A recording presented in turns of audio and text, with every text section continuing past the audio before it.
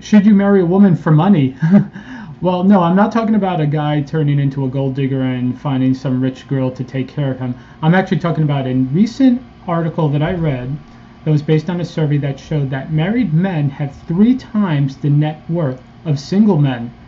And I found this really interesting because I've actually seen this in just my own social network of people that I know, that there are a lot of married men compared to single men that I know who actually have a much larger net worth when it comes to they're married, so it sort of makes sense that they would have more. And why is that? Well, one of the hypotheses that I put out there is that when you're married, you really can't make reckless decisions.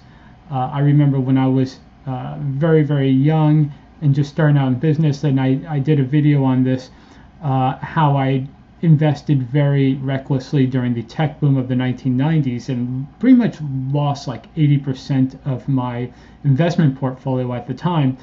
And if I were married, if I was like a young married man, I would have never done that. I would have been like, I'm not going to try to take a chance investing in all these tech stocks when I have, to save up for a house or save up for a kid, for a son to go to college.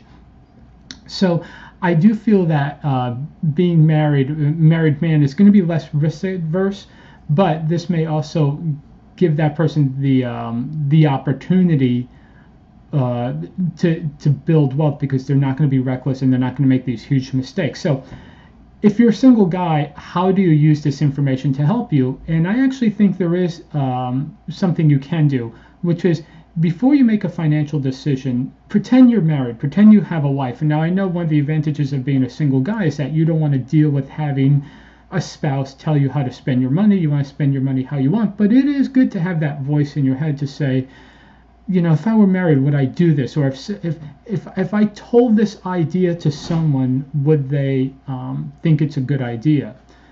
So, and it's always good when you have an idea to sort of run it through some sort of filter. Even if it's just a decision that you're doing with yourself, you should have a filter, whether it's been talking to a real person about that decision, or what would that person think of that idea.